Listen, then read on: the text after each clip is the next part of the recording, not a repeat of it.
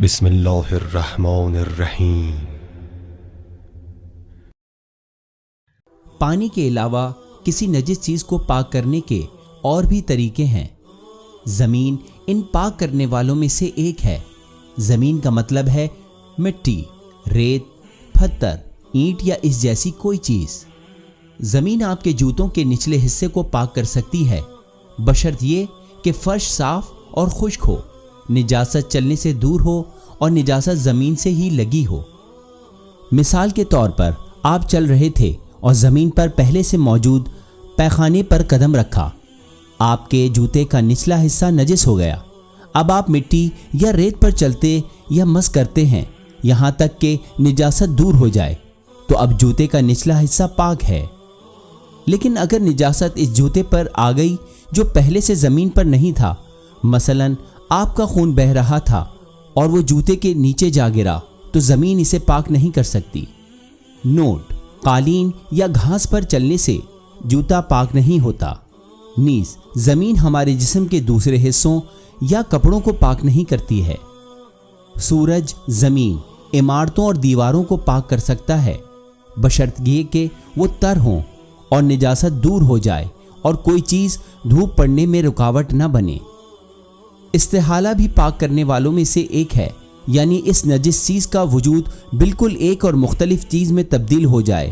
مثال کے طور پر ایک کتا مر جاتا ہے اور وہ راکھ بن جاتا ہے، تو یہ راکھ پاک ہے، لیکن اگر نجس چیز کا وجود نہ بدلا تو پھر بھی نجس ہے۔ مثلاً اگر گندم نجس ہو گئی اور آپ نے اس سے آٹا یا روٹی بنا دی تو پھر بھی نجس ہے۔ انقلاب اور کیمیائی تبدیلی بھی پاک کرنے والوں میں سے ایک ہے، خاص طور پر جب شراب سرکے میں بدل جاتی ہے، یعنی جب اس کی خصوصیات بدل گئی ہیں۔ مثال کے طور پر شراب کو کھلا چھوڑ دیا جاتا ہے اور یہ کچھ وقت کے بعد سرکے میں بدل جاتا ہے تو سرکہ پاک ہے۔ انگور کا رس ابال کر پینا منع ہے جب اس کا 2/3 بخارات نہ نکلے ہوں، خواہ نشہ آور نہ ہو۔ نجاست نجس جگہ سے غیر نجس جگہ منتقل کرنے سے پاک ہو جاتی ہے۔ مثلاً انسانی خون نجس ہے لیکن مچھر کا خون پاک ہے، پس اگر مچھر انسان کے خون میں سے کچھ پی لے تو خون مچھر کا حصہ بن جاتا ہے اور پاک سمجھا جاتا ہے۔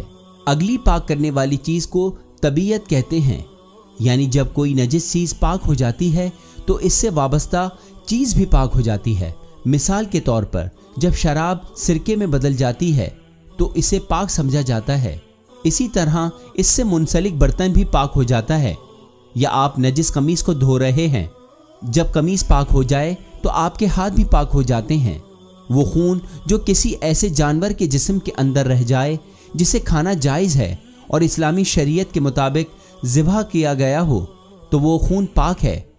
نوٹ: اس کا مطلب یہ نہیں ہے کہ آپ خون کھا سکتے ہیں، اس کا مطلب صرف یہ ہے کہ یہ خون پاک ہے۔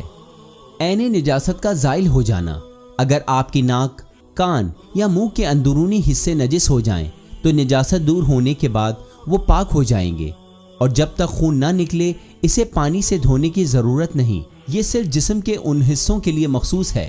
مسلمان بن جانا: جب کافر مسلمان ہو جاتا ہے تو فوراً پاک ہو جاتا ہے۔ اس سے پہلے اس شخص کا جسم، پسینہ اور لعاب نجس تھے، لیکن جیسے ہی وہ اللہ اور اس کے رسول پر ایمان کا اعلان کرتا ہے وہ پاک ہو جاتا ہے۔